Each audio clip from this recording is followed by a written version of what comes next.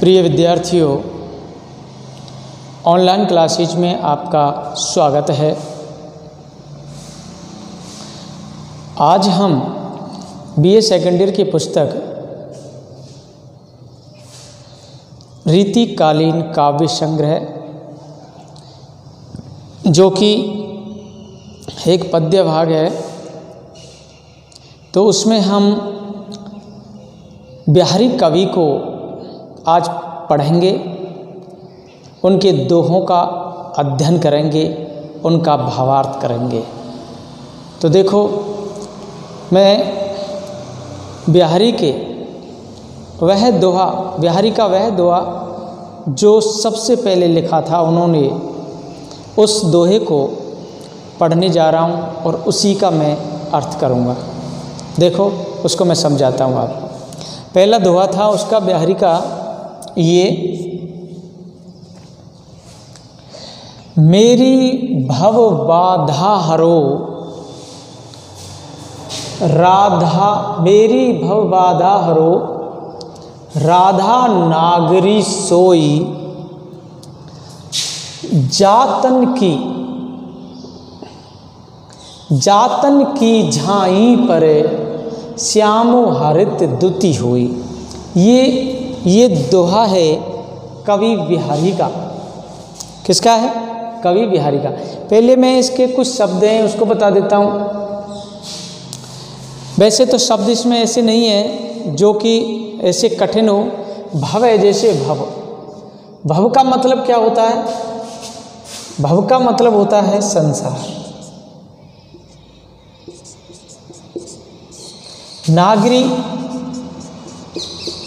नागरी कहते हैं चतुर को,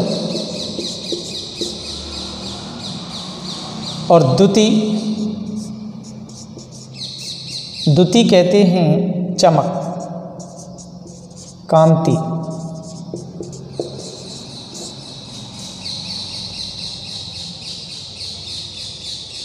और झाई कहते हैं परछाई।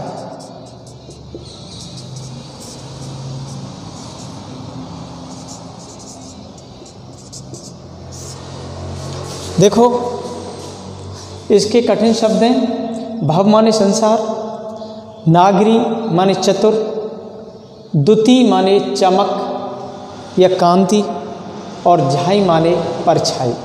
ये इसके क्या है? कठिन शब्द। ध्यान रखना, ये हैं इसके कठिन शब्द।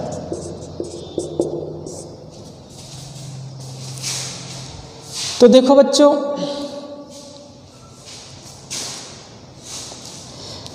मेरी भवबाधा हरो राधा नागरी सोई, मेरी भवबाधा हरो राधा नागरी सोई, जातन की झाई पर श्याम हरित दुति होई। तो सबसे पहले मैं बता देता हूँ कि ये कवि बिहारी ने, ये जो दोहा है बिहारी सतसई से लिया गया है। और बिहारी सतसई इन जो बिहारी कवि हैं उनके ग्रंथ का नाम है बिहारी सतसई। और ये मंगलाचरण के प्रारंभ में, मंगलाचरण के रूप में प्रार्थना की है ये, क्योंकि शुरू में मंगलाचरण दिया जाता है और प्रार्थना के रूप में। तो इसमें जो मंगलाचरण में जो प्रार्थना की है वो राधा से की है, और उस राधा के इसमें स्वरूप का वर्णन किया गया है। इस दोहे में राधा के स्वरूप का वर्णन किया गया है। तो देखो कैसे करते हैं। इसमें देखो, कवि बिहारी होते हैं। कवि बिहारी प्रार्थना करते हुए कह रहे हैं, मतलब राधा से प्रार्थना करते हुए कह रहे हैं, मेरी भव बाधा हरो। कवि राधा से प्रार्थना करते हुए कह रहे हैं कि वे चतुर राधा जी मेरे सांसारिक कष्टों का, मेरे जो सांसारिक कष्ट हैं, दुख हैं, उनका निवारण कर। मेरी भव बाधा हरो राधा नागर सोई। वे कहते हैं कि वे चतुर राधा जी, नागरी मतलब चतुर, वे चतुर राधा जी मेरे सांसारिक जो कष्ट हैं, बाधा हैं, समस्या हैं, उन सब का निवारण करें। क्या कहते हैं कवि बिहारी? कि वे चतुर राधा जी मेरे जो सांसारिक कष्ट हैं, मेरे सांसारिक कष्टों का निवारण करें जिनके शरीर का, जिनके मतलब राधा के, जिनके शरीर का प्रतिबिंब पड़ने से, प्रतिबिंब कहते हैं परछाई पड़ना, जिनके शरीर का प्रतिबिंब पड़ने से भगवान श्री कृष्ण के शरीर की जो आभा है वह हरित हो जाती है। अर्थात भगवान श्री कृष्ण के जहाँ जातन की जहीं पर है श्याम हरित हो, कि जिनके मतलब राधा के शरीर का प्रतिबिंब भगवान श्री कृष्ण के शरीर पर पड़ने से, तो भगवान श्री कृष्ण का जो शरीर है, उस जो आभा है शरीर की, वह हरित हो जाती है। हरित का मतलब होता है प्रसन्नता, मतलब वो भगवान श्री कृष्ण प्रसन्न हो जाते हैं। देखो इस दोहे के अन्य अर्थ भी लिखे गए हैं, इस दोहे के अन्य अर्थ भी लिखे गए हैं। वे कहती हैं जैसे कि वे चतुर राधिका जी या राधा जी मेरी सांसारिक बाधाओं को दूर करें। ये बताया, वे चतुर राधा जी मेरी सांसारिक बाधाओं को दूर करें या हटाएं, ताकि मैं अपने लक्ष्य में सफल हो सकूं, अपने उद्देश्य की पूर्ति कर सकूं।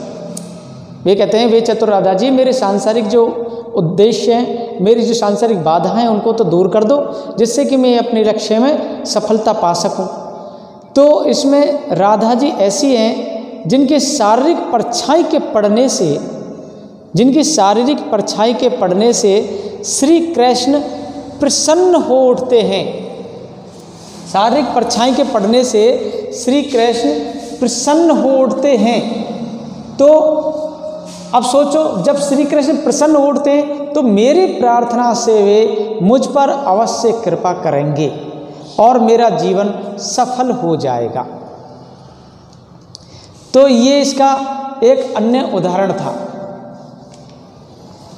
अब अगर हम दूसरा और कोई अन्य उदाहरण लेना चाहेंगे तो होगा जैसे कि वे राधा हे राधा हे राधा नागरी, हे चतुर राधिका मेरे सांसारिक कष्टों को दूर कर दें, और जिनका ध्यान करने मात्र से मेरे समस्त प्रकार के दुख हैं, पाप हैं, वे मेरे सुख और पुण्य में बदल जाएं। इनका कहने का अर्थ ये है, ये तात्पर्य है कि मेरे जो दुख हैं, पाप हैं, वे सब समाप्त हो जाएं और वे मेरे पुण्य में बदल जाएं। अब ऐसे ही इसका और भी अगर हम अर्थ करना चाहते हैं तो इसका अर्थ कर सकते हैं। कैसे? जैसे कि मान लीजिए कि इसमें जो राधा होती है, राधा का जो रंग होता है, शरीर का जो कांति होती है वो सुनहरे कलर की होती है, और श्री कृष्ण की जो कांति, ये शरीर का रंग होता है वो श्याम रंग का होता है। तो आप सोचो, सुनहरे रंग को श्याम रंग में मिलाने से वह हरा रंग बन जाएगा, और हरा रंग होता है प्रसन्नता का सूचक।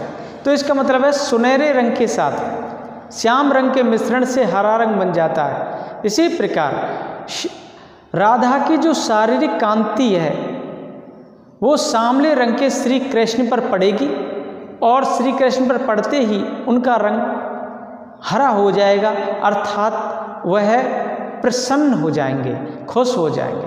तो इस प्रकार ये जो दोहा है इसके अन्य अर्थ भी निकाले गए हैं। तो इसमें देखो क्या है, बिहारी थे, जो बिहारी पर एक राधा वल्लभ संप्रदाय का प्रभाव पड़ा था, और इसमें राधा की उपासना की गई है।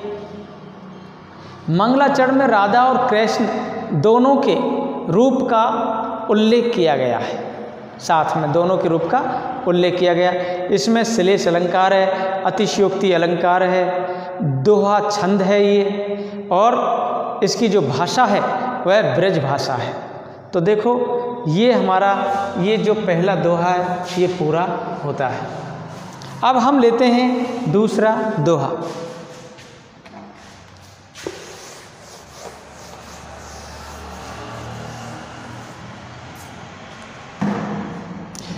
तज तीरथ तज तीरथ हरि राधिका, तन दुति करी अनुराग,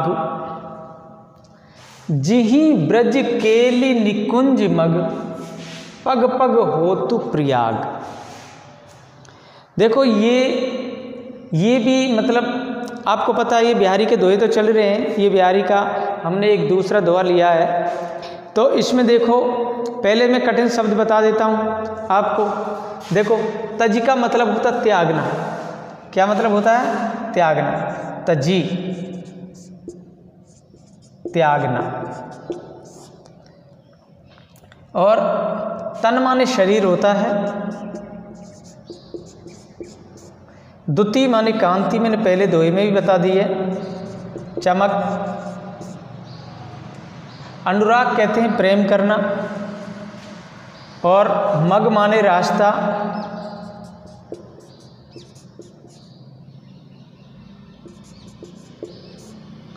और पग पग, जो पग है, पग का मतलब होता है पैर या कदम, चरण, एक ही बात है। पैर, कदम।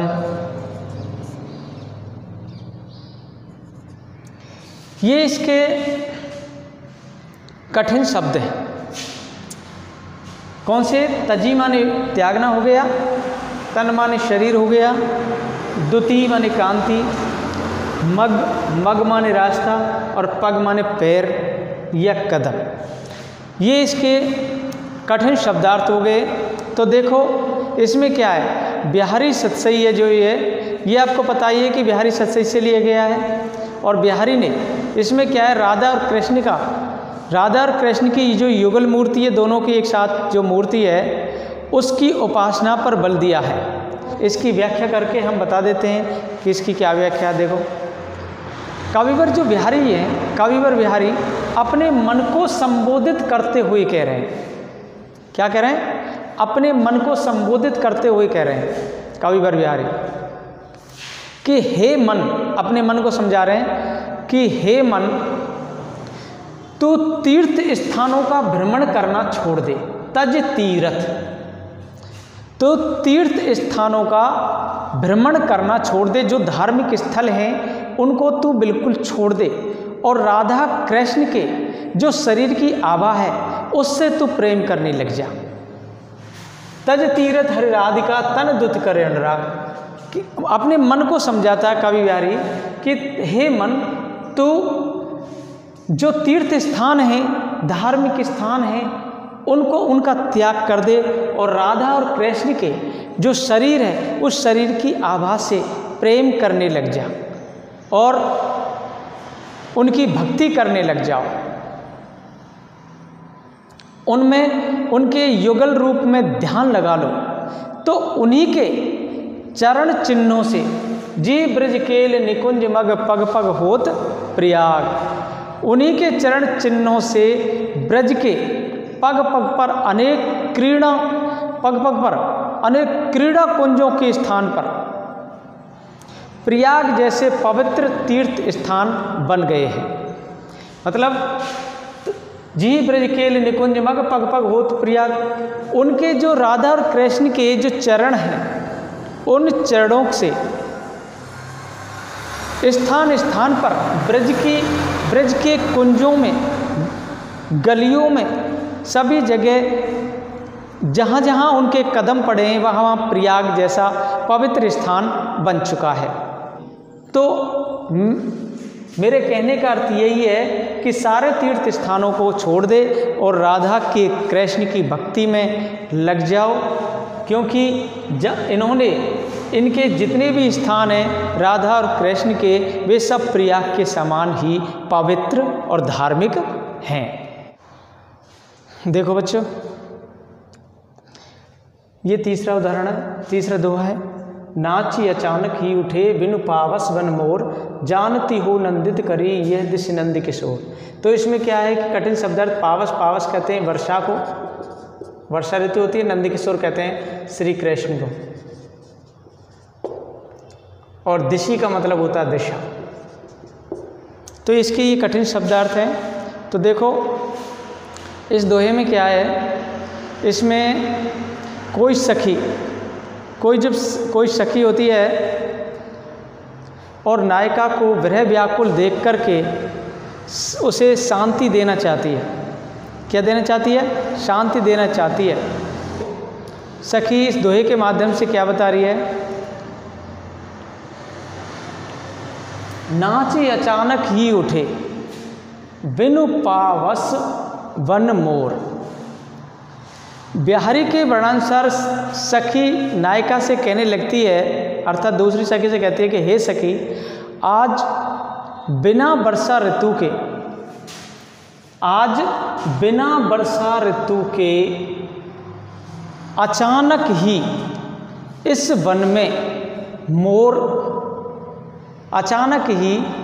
वन में मोरों ने नाचना प्रारंभ कर दिया है। मतलब बिना वर्षा ऋतु के भी इस वन में मोरों ने नाचना प्रारंभ कर दिया है। तो मुझे तो ऐसा लगता है, जानत हो नंदित करी यह दिस नंद किशोर,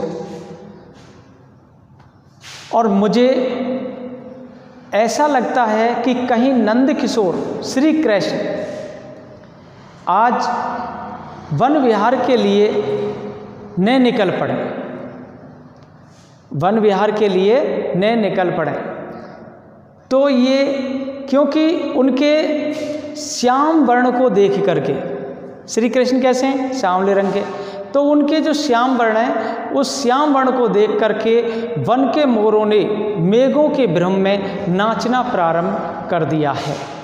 क्योंकि वो श्री कृष्ण को केवल बादल समझ रहे थे, काले बादल, जिससे कि वो काले बादल समझ करके उन्होंने बिना वर्षा के ही नाचना प्रारंभ कर दिया। इससे आशय है कि सखी ऐसा कहकर नायिका के मन को बहलाने का प्रयास करती है। नायिका की विरह व्यथा सखी के सहयोगी स्वभाव की सुंदर व्यंजना की गई है। इसमें भ्रांतिमान, अनुप्रास और विभावना अलंकारों का प्रयोग किया गया है। देखो अब हम इस दोहे को ले लेते हैं। कहत नटत रीजत खिजत मिलत खिलत लजियात, भरे भुवन में करत है नैना नहीं शोभा। तो देखो बच्चों, नटत माने नटत का मतलब होता है अस्वीकार करना, मना। क्या नटत का मतलब? मना करना। रीजत का मतलब रीझ जाना, खिजत का मतलब खींच जाना, चिढ़ जाना, और मिलत मिल जाना, और खिलत का मतलब खुश हो जाना। भवन का मतलब भवन। भवन का अर्थ क्या होता है? भवन का मतलब होता है भवन।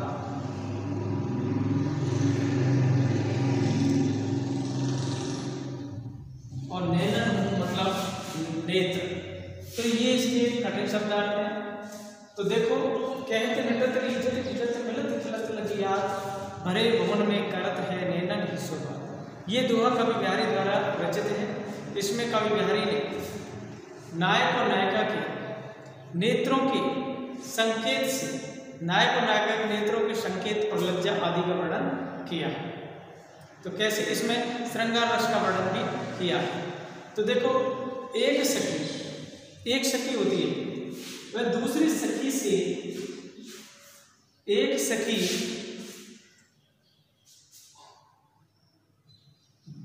दूसरी सखी से कहती है कि नायक और नायिका दोनों भवन के अंदर बैठे हुए, और भवन में और भी लोग बैठे हुए, पूरा भवन भरा हुआ है, और नायक और नायिका भी बैठे हुए हैं। तो उनमें नेत्रों के संकेत हो रहे हैं। तो कैसे होते हैं? कहत नटत रीजत खिजत मिलत खिलत लजियात। एक सखी दूसरी सखी से कह रही है कि देखो, जो नायक है, नायक अपने नेत्रों के माध्यम से नायिका की ओर संकेत कर रहा है। अभिसार पर जाने के लिए नायिका की ओर संकेत कर रहा है, और नायिका नेत्रों के माध्यम से, नेत्रों के संकेतों से ही उसे मना कर देते हैं, मना कर देते हैं। तो उसके जो मना करने की जो कला है, मना करने की जो उसके एक्सप्रेशन है, भाव है, तो उनको मना करने को, उन भावों को देख करके, उनके संकेतों को देख करके नायक उस पर रीझ जाता है। रीझ जाने का मतलब उस पर मोहित हो जाता है। फिर नायिका इतना देखने के बाद फिर वह उसको खींच उत्पन्न हो जाती है, मतलब चिढ़ जाती है। मिलत खिलत लगिया, फिर उन दोनों के नेत्र आपस में मिलते रहते हैं, मिलते रहते हैं। तो जब दोनों के नेत्र मिल जाते हैं तो वे आपस में खुश हो जाते हैं, प्रसन्न हो जाते हैं। और अंत में जब भरे हुए भवन में जब उनकी नजर जाती है कि ये तो पूरा भवन लोगों से भरा हुआ है, तब वह दोनों व्यक्ति लजा जाते हैं। इस दोहे में बिहारी ने यहाँ संहार शक्ति का बहुत ही सुंदर परिचय दिया है। इसमें श्रृंगार रस के अनुभवों की कुशलता से व्यंजना की गई है, जिसमें कवि ने श्रृंगारिक प्रवृत्ति का भी पता चलता है कि कवि श्रृंगार भावना के हैं, कवि श्रृंगार रस से ओतप्रोत हैं।